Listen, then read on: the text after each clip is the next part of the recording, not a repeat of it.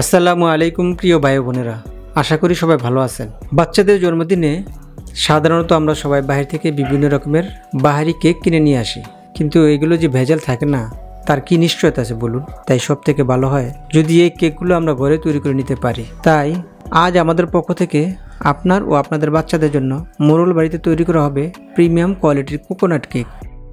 Half cup করে 2 বার 1 cup ময়দা দিয়ে দিলাম।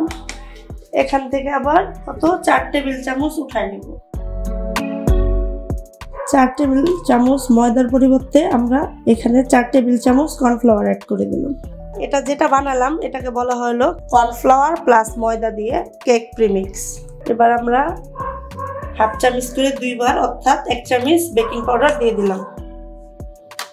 স্বাদ অনুযায়ী দিয়ে দিলাম লবণ, কারণ লবণটা যদি না দেওয়া হয় মিষ্টিতে তাহলে মানে স্বাদের ব্যালেন্সটা ঠিক থাকে না। এখন এটাকে আমরা চেলে নিলাম।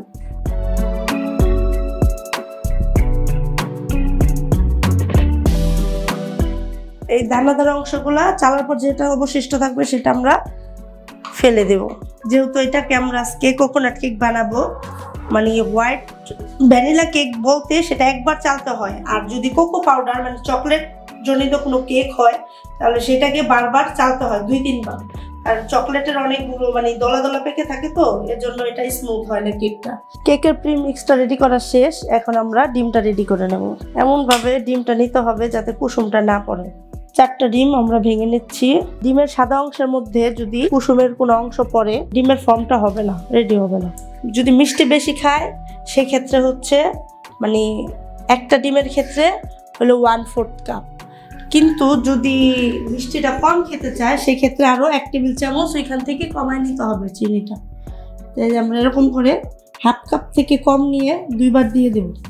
এখন হাফ কাপ থেকে কম একটু কম চিনি দিয়ে নিলাম, কারণ যেহেতু আমাদের ঘরে মিষ্টিটা একটু কম খাওয়া হয়। আর যদি আপনারা বেশি মিষ্টি খান তাহলে একটা ডিমের ক্ষেত্রে 1/4 কাপ চিনি দেবেন। আমি এটাকে এখন একটু বিট করে নিই।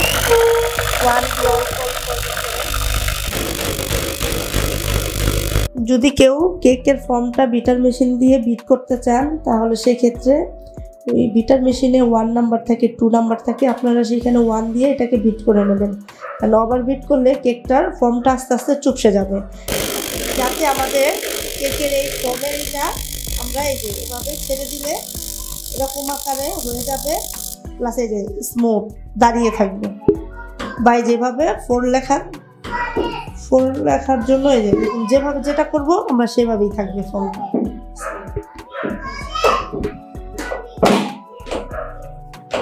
আর যদি আপনাদের কারো কাছে বিটার মেশিন না থাকে সেক্ষেত্রে আপনারা ডাল ঘুটুনি ইউজ করতে পারেন, কিন্তু যে অনেকে ব্লেন্ডার দিয়ে করেন, ব্লেন্ডারে কখনোই কেক ভালো হয় না।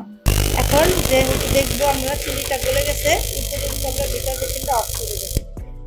স্পঞ্জ কেক সাধারণত তেল ছাড়াই হয়, কিন্তু আমার মানে তেল ছাড়া একটু বেশি ড্রাই হয়ে যায়, মানে খেতে গেলে দেখা যায় মুখে একটু আটকা আটকা। আমার পছন্দ হয় না, তাই আমি এইখানে 4 টেবিল চামচ তেল দিয়ে দিব। দিয়ে দিব 4টা ডিমের কুসুম। এখন আমরা 10 থেকে 15 সেকেন্ডের জন্য বিট করব, কারণ 10 থেকে 15 সেকেন্ডের বেশি বিট করলে জিনিসটা ওভার বিট হয়ে যাবে। আমাদের এখন বিট করা শেষ। এখন আমরা কেকের প্রিমিক্স থেকে অল্প অল্প করে দিয়ে দিব, আর মেথড আকারে গোল গোল করে ঘোরাবো। কারণ এটা যদি বেশি জোরে জোরে কিংবা আপনি উল্টা পুল্টা ভাবে ঘোরানো হয় এই ফর্মটা নষ্ট হয়ে যায়, চুপসে যাবে সাথে সাথে, তখন কেক আর ফুলবে না। যেহেতু এটা স্পঞ্জ কেক ওই রকম তেল ছাড়া, সেক্ষেত্রে আমাদের আলতোভাবে এটাকে মেথড আকারে গোল গোল করে ঘোরাতে হবে। অনেক সময় আমরা কেক বানাই ঘরে, সেটা অনেক ফুলে ওঠে, কিন্তু কিছুক্ষণ পরেই কেকটা নামানোর পরে চুপসে যায়। সেটার কারণ হচ্ছে অতিরিক্ত নাড়াচাড়া। অতিরিক্ত নাড়াচাড়া হওয়ার কারণে ফর্মটা ওভারবিট হয়ে যায়, সেক্ষেত্রে কেকটা চুপসে যায়। এখন ভালোভাবে আমাদের নাড়াচাড়া শেষ, আমাদের কেকের প্রিমিক্সটাও মেশানো শেষ। এখন আমরা এভাবে দেখব কোনো লাম্পস আছে নাকি। দেখেন, আপনারা দেখতে পারবেন যে কেকের মধ্যে কোনো ধরনের কোনো লাম্পস দানাদার অংশ দেখা যাচ্ছে না। তো এখন আমরা কি করব, একটা যেটার মধ্যে আমরা কেকটা বেক করব, আমরা আজকে একটা গ্যাসের চুলায় না, আমরা হচ্ছে দেখা যায় গ্রামের বাড়িতে তো সাধারণত এলপিটাই থাকে, তাই আমরা আজকে এলপি গ্যাসে হলো চুলাটা কেকটা বেক করব। সেই ক্ষেত্রে আমরা যেটার মধ্যে কেকটা বেক করব ওই প্যানটার মধ্যে একটা এটা হচ্ছে যেহেতু বেকিং পেপার, আপনারা পেপার না থাকলেও লেখালেখি করে বাচ্চারা যে কাগজ, ওই কাগজটা একটু তেল দিয়ে ব্রাশ করে এভাবে নিয়ে নেবেন। নিয়ে তারপর আমরা এই প্রিমিক্সটা নাড়বো চাড়বো আর উপর থেকে ঢালবো, যাতে এখানে কোনো বাতাস অর্থাৎ বাবলস না হয়। কারণ এই বাবলসটার কারণে অনেক সময় দেখা যায় কেকটা জায়গায় জায়গায় বড় বড় ফাঁকা ফাঁকা অংশ দেখা যায়। কেকটার ভিতরে যাতে বাতাস না থাকে, বাতাসগুলো যাতে বের হয়ে যায়, সেজন্য আমরা কাঠি দিয়ে নেড়ে চেড়ে সমান করে সব দিক দিয়ে যেন সমান থাকে কেকটা, বাড়ি দিয়ে বাবলসগুলো বের করে। এখন আমাদের কেকের বেটার সম্পূর্ণরূপে রেডি। এখন আমরা কেকটা বেক করব। কেকটা বেক হওয়ার জন্য আমরা যে পাত্রে কেকটা বেক করব সেই পাত্রটা 10 মিনিটের জন্য গরম করে নিব অল্প আছে। 10 মিনিট পরে আমরা কেকটা গরম হলে পাত্রটা দিয়ে দেব। এখানে আমরা একটু কেকের উপরে কালার আনার জন্য কয়েকটা লেখালেখির কাগজ দিয়ে একটা স্ট্যান্ড বসিয়ে দিব, যাতে কেকটা নিচ দিয়ে পুড়ে না যায়। এখন আমরা দিয়ে দিলাম কেক পেনটা, ভালোভাবে বসে সেদিকে খেয়াল রেখে এখন ঢাকনা দিয়ে ঢেকে দিব আমরা আধা ঘন্টার জন্য। মনে হচ্ছে কেকটি হয়ে গেছে। টুথপিক দিয়ে চেক করি, টুথপিকটি যদি ক্লিন আসে তাহলে বুঝবো কেকটি হয়ে গেছে। আমাদের টুথপিকটি পুরো ক্লিন আসছে, আমাদের কেকটি হয়ে গেছে। এখন আমরা নামিয়ে নেব। এই যে এখন আমাদের কেকটি ঢেকে ঠান্ডা করতে হবে, না হলে কেকটি উপর দিয়ে শক্ত হয়ে যাবে। ঢেকে নিলে কেকটা গরমে ময়েশ্চারাইজার কেকের মধ্যে ঢুকে কেকটা সফট ও নরম তুলতুলে হবে। ঢেকে দিলাম। এখন আমরা কেকটি ঠান্ডা হওয়া পর্যন্ত অপেক্ষা করব।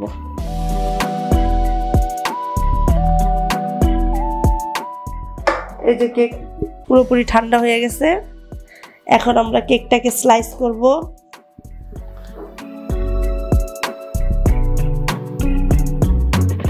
কাগজটা উঠিয়ে নিব।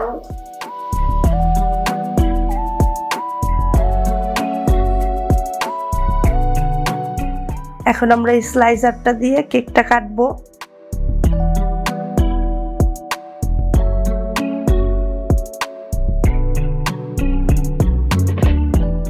এখন কেকটা কাটা শেষ। এখন আমরা স্লাইসটা আলাদা করে নেব।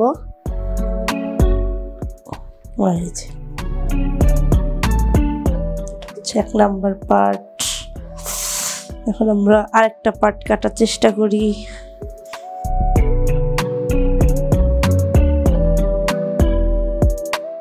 স্লাইসগুলো রেডি।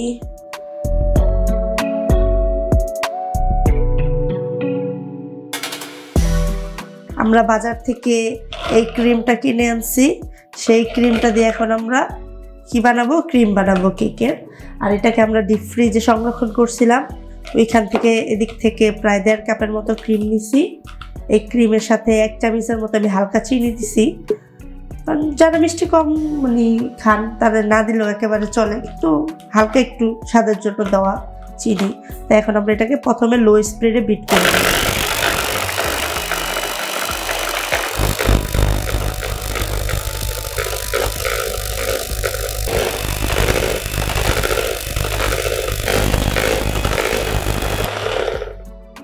যখন মনে হবে এটার ঘনত্বটা এরকম হয়ে আসছে, এই যে আপনারা দেখছেন ডিমের ম্যারাঙের, এটাও দেখছেন আপনারা ডিমের ফোম, আর এটা হলো ক্রিমের। যখন হবে তখন এই পর্যায়ে আমরা একটু এসেন্স ব্যবহার করব। থেকে আমরা হাফ চা চামচ এসেন্স দিয়ে দিলাম। এখন আমরা আবারও হিটারটা অন করে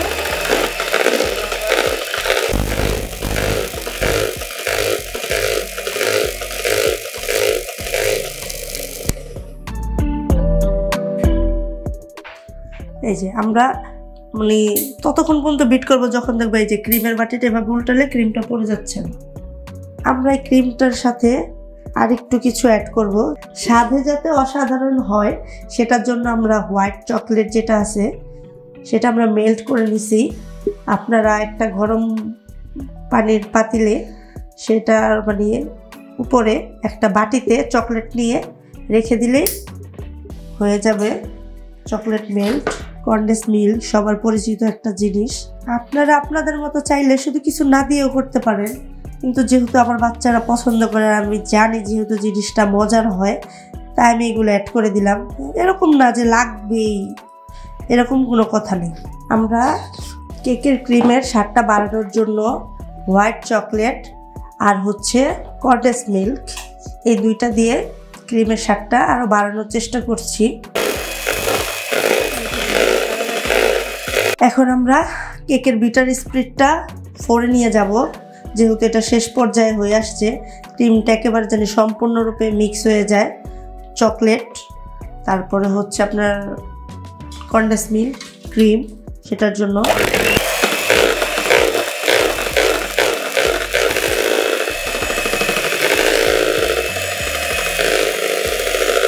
ক্রিম যেহেতু রেডি, তাই এখন আমরা কেকটা রেডি করব।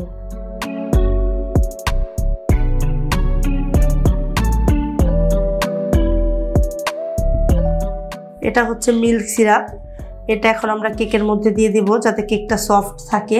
এখানে আমি হচ্ছে গরুর দুধ নিয়েছি আর সামান্য কিছু হোয়াইট চকলেট নিয়েছি, কিন্তু আপনারা চাইলে এখানে আপনারা যে গুঁড়ো দুধটাও ইউজ করতে পারেন পানি দিয়ে।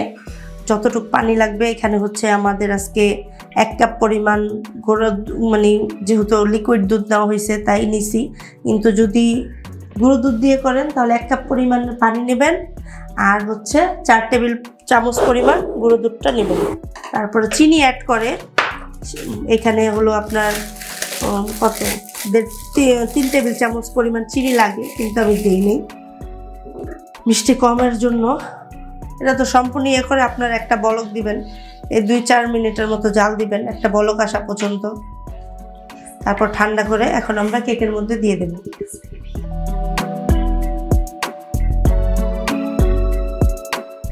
আপনারা চাইলে শুধুমাত্র চিনির পানি দিয়েও করতে পারেন। চিনির পানিটা চুলার মধ্যে একটা বলক আসা পর্যন্ত জাল দিয়ে পানিটা চিনি মিক্স করে সেটাও ঠান্ডা করে ইউজ করতে পারেন। এখন আমরা এই যে পাইপিং ব্যাগের সাহায্যে ক্রিমটা ভরে নিচ্ছি। কেকের উপরে ক্রিম দেওয়ার জন্য, যেহেতু আমাদের সুগার সিরাপ মানে মিল্ক সিরাপ দেওয়া হয়েছে, এখন আমরা ক্রিমটা দিয়ে দেব এটার উপরে।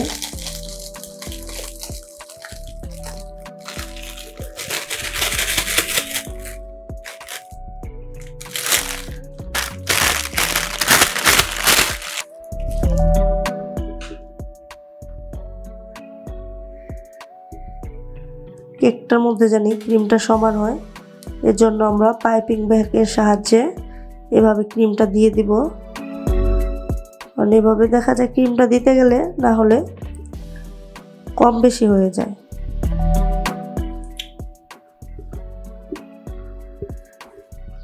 এখন এটা দেওয়া শেষ, এখন হচ্ছে আমরা এটাকে সমান স্মুথ করে নেব। আমরা অল্প পরিমাণে হোয়াইট চকলেট দিয়ে দিলাম যাতে কামড়ে কামড়ে চকলেটের স্মেলটা মুখে আসে, মানে চকলেটের বাইটটা মুখে পড়ে। তাই এখন আমরা কি দিব, ড্রাই নারকেল, যেটা হচ্ছে মেন উপকরণ আমাদের এই কেকের জন্য। এটাকে আপনারা কি করবেন, এই যে নারকেলটা কুড়িয়ে সেটা শুকনো খোলায় তাওয়ার মধ্যে ভেজে নেবেন। আমরা রুটি ছেঁকিটা যেভাবে ওইভাবে তাওয়ার মধ্যে দিয়ে হালকা যাতে পানিটা শুকিয়ে যায়। যেহেতু আমরা এটার নাম দিয়েছি কোকোনাট কেক, তাই এটার উপরে একটু কোকোনাট না দিলেই নয়, যাতে কোকোনাটের ফ্লেভারটাও যাতে হয়, নারকেলটাও যাতে মুখে আসে, এজন্য আমরা কোকোনাটটা দিয়ে দিলাম। এখন এটার উপরে আমরা আরেকটা স্টেপ দিয়ে দেব।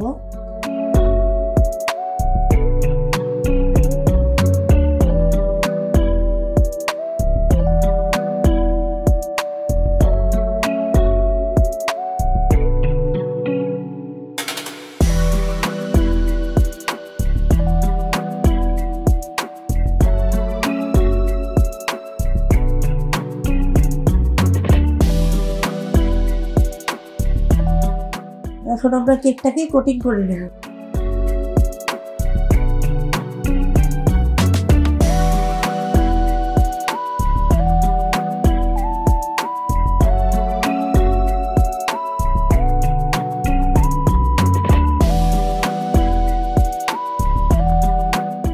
এখন আমরা আধা ঘন্টার জন্য ফ্রিজে রেখে দিব কোটিং করার পরে, যাতে কেকের ফিনিশিংটা খুব সুন্দর হয়, যাতে কেকের গুঁড়ো গুঁড়ো ভাবটা কেকের ডিজাইনের উপর উঠে না আসে, তাহলে দেখতে সুন্দর লাগে।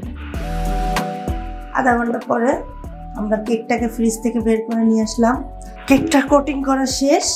এখন হচ্ছে কেকটাকে আমরা ডেকোরেশনের জন্য রেডি করব ক্রিম দিয়ে।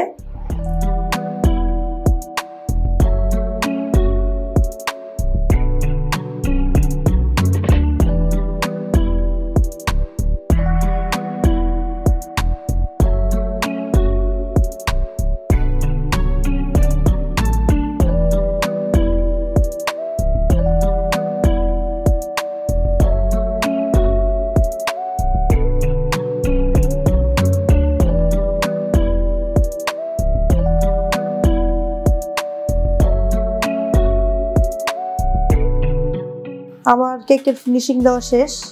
এখন হলো ডেকোরেশনের পালা। আপনারা যে যার মন মতো সাজিয়ে নেবেন।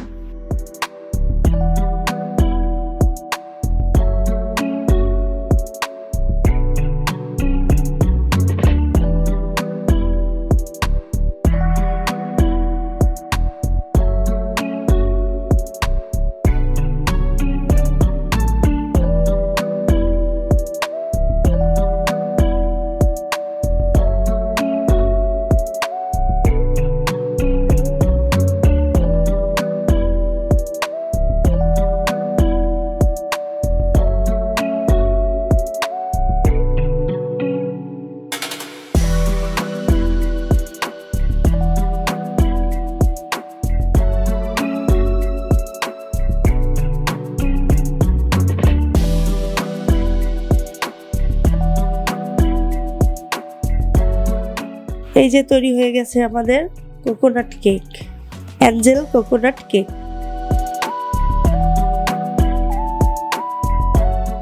এভাবেই আপনারাও তৈরি করতে পারেন আপনাদের বাচ্চাদের জন্য নামি দামের ব্র্যান্ডের মতো স্বাস্থ্যসম্মত মজাদার কোকোনাট কেক। ভিডিওটি ভালো লাগলে লাইক, কমেন্ট ও চ্যানেলটি সাবস্ক্রাইব করুন। ধন্যবাদ।